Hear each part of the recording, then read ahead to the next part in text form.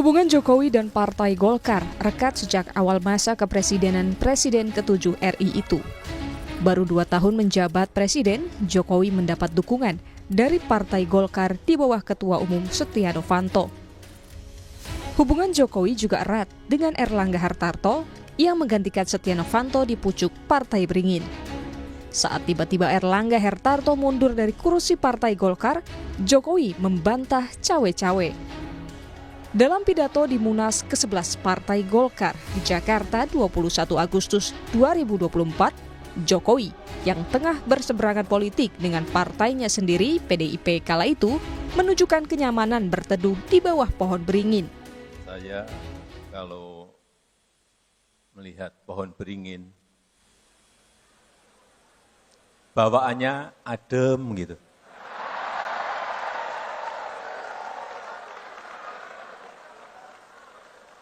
Bawaannya sejuk gitu. Apalagi di siang hari yang sedang panas-panasnya.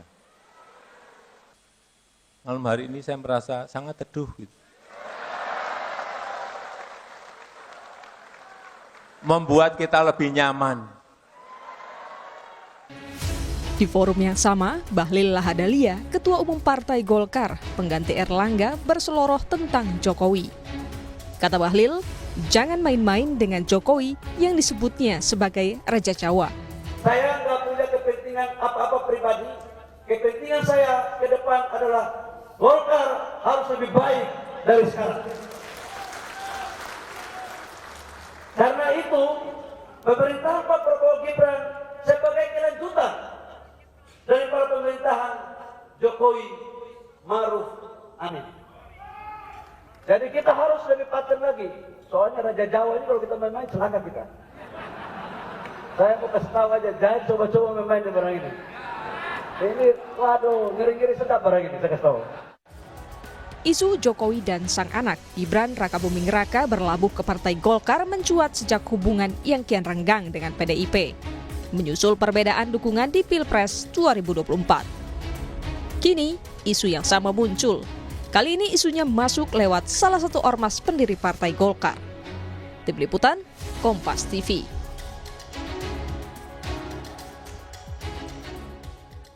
Tak sekali ini saja Presiden ke-7 RI Joko Widodo dan Wakil Presiden saat ini Gibran Rakabuming Raka diisukan bergabung ke Partai Golkar. Bedanya, kali ini Jokowi dan Gibran diisukan masuk Golkar lewat jalur salah satu ormas pendiri partai. Mengapa isu Jokowi dan Gibran akan bergabung ke Partai Golkar ini kembali mencuat?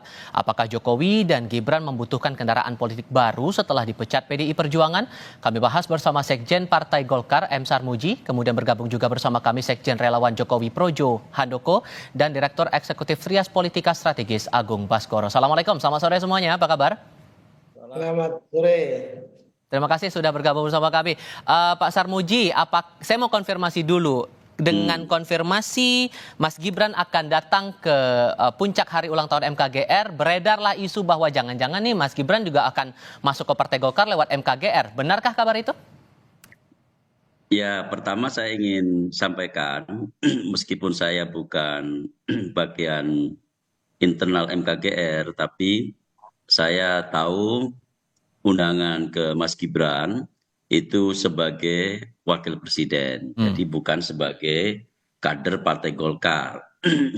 Yang kedua, kalaupun besok itu Mas Gibran datang ke acara MKGR, itu bukan berarti Mas Gibran masuk ke dalam MKGR.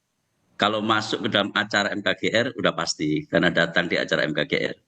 Yang ketiga, taruhlah ini. Taruhlah Mas Gibran itu pingin dan masuk ke dalam MKGR, itu belum tentu Mas Gibran itu menjadi anggota Partai Golkar. Kenapa? Karena ormas itu punya anggaran dasar dan anggaran rumah tangga sendiri. Jadi fungsi ormas itu yang melaksanakan kegiatan-kegiatan yang bermanfaat kepada masyarakat, sosial, pendidikan, dan sebagainya. Dan MKGR atau ormas-ormas yang lain, itu keanggotaannya lebih terbuka lagi dibandingkan Partai Golkar.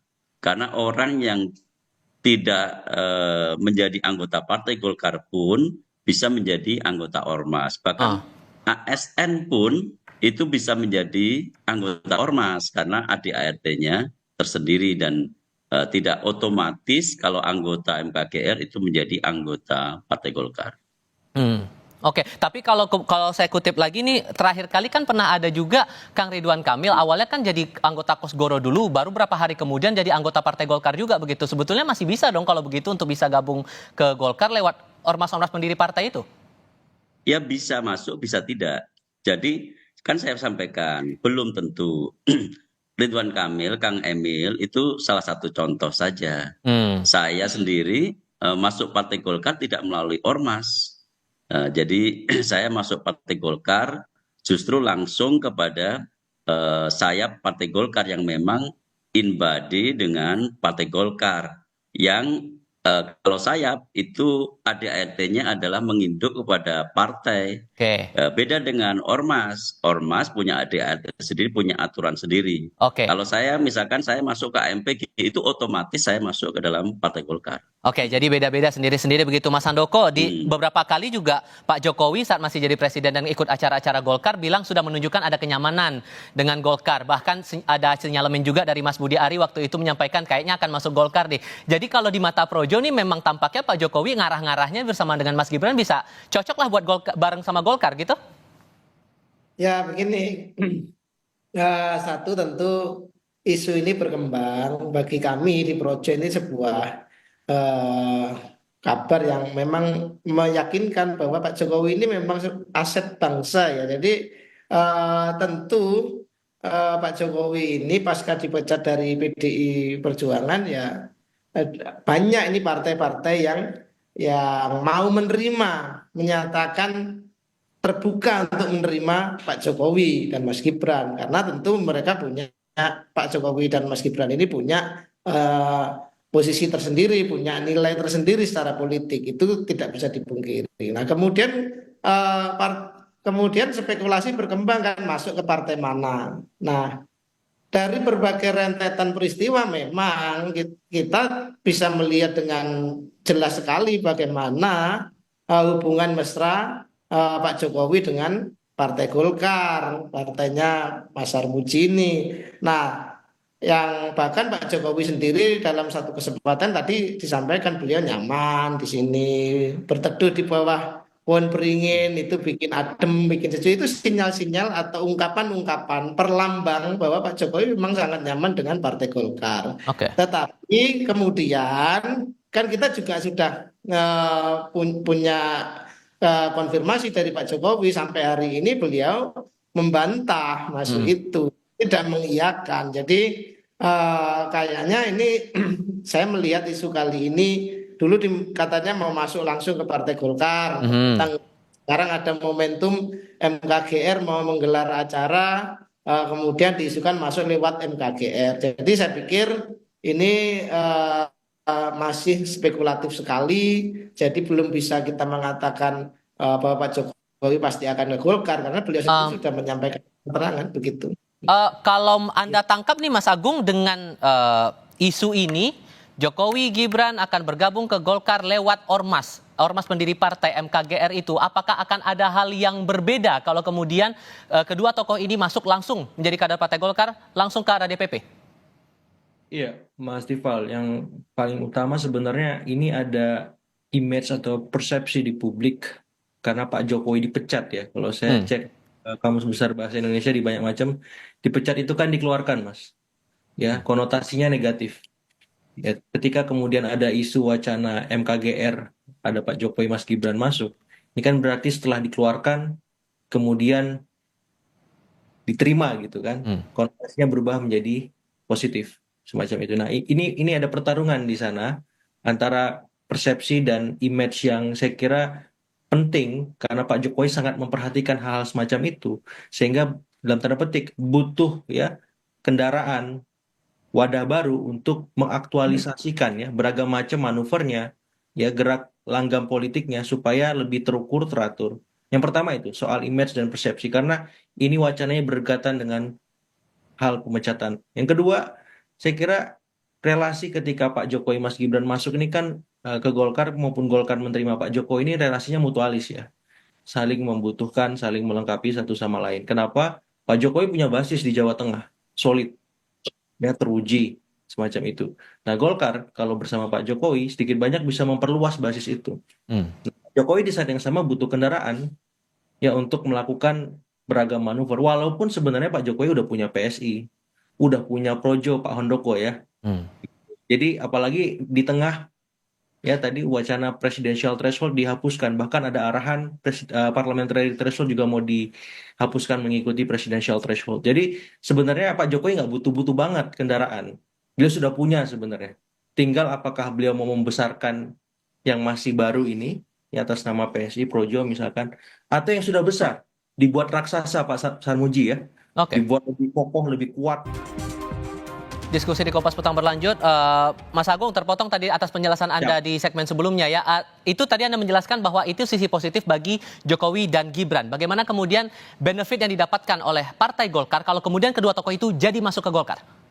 Iya, yang pertama soal basis pemilih ya Mas ya. Utamanya di Jawa Tengah yang selama ini dikenal sebagai kandang banteng semacam itu. Dengan kehadiran Pak Jokowi sedikit banyak basis massa yang dimiliki oleh Golkar menjadi lebih luas, lebih solid karena akan menyasar memang irisan pemilih yang nasionalis ya, yang kemudian terpapar dengan masyarakat perdesaan semacam itu. Yang kedua, hal yang positif lain, Golkar punya figur masa depan ketika bicara 2029 atas nama Mas Gibran misalkan. Pun di Golkar ada banyak tokoh-tokoh termasuk Pak Sarmuji ya, semacam itu untuk bisa melenggang di pentas yang lebih strategis lagi. Nah, yang ketiga yang menarik adalah bagaimana ketika kolaborasi ya sistem yang dimiliki Golkar dengan banyak figur-figur yang potensial ini bisa membuat ya persepsi dan citra partai ini menjadi lebih baik untuk menghadapi pesta elektoral pasca kemarin di pilkada kurang maksimal. Ya, kemarin Golkar pilpres pileg luar biasa seperti itu, kemarin di pilkada agak turun ya performanya, dan saya kira kolaborasi antara figur dan sistem yang dimiliki Golkar harapannya bisa membuat Golkar semakin lebih baik lagi ke depan seperti itu. Pak Sarmuji, walaupun kemudian ini juga sebagai haknya dari Pak Jokowi dan juga Mas Gibran untuk memilih partai mana begitu ya, tapi dengan munculnya isu ini lagi, apakah kemudian tidak ada inisiatif dari DPP Golkar untuk jemput bola, coba untuk menawarkan kepada Pak Jokowi dan Mas Gibran untuk ayo gabung ke DPP? Begini ya, Pak Jokowi itu sekarang dalam proses yang sering saya katakan itu merenung. Kata orang Jawa itu dalam proses hening. Hening, ada itu istilahnya ning, nung, hening untuk merenung, lalu menemukan mana yang terbaik untuk Pak Jokowi sendiri dan untuk bangsa ini. Kenapa saya kaitkan dengan bangsa ini? Karena apapun pilihan politik Pak Jokowi, itu akan mempengaruhi konstelasi politik secara nasional. Saya bahkan sempat menanyakan ke rekan-rekan wartawan, kenapa sih suka sekali menanyakan Pak Jokowi gitu? Ya karena memang begitu memuat Pak Jokowi, trafiknya naik. Jadi ya sudah mau diapain? Itu fakta yang tidak bisa dibantah. Daya magnet Pak Jokowi masih cukup tinggi. Dan Golkar berharap bahwa kedua tokoh ini ikut bergabung ke DPP? Ya ini meskipun kami berharap, kami nggak beranilah mengutarakan. Kami nggak berani mengganggu orang yang lagi hening gitu loh. Lagi mencari apa yang mau dilakukan yang terbaik gitu.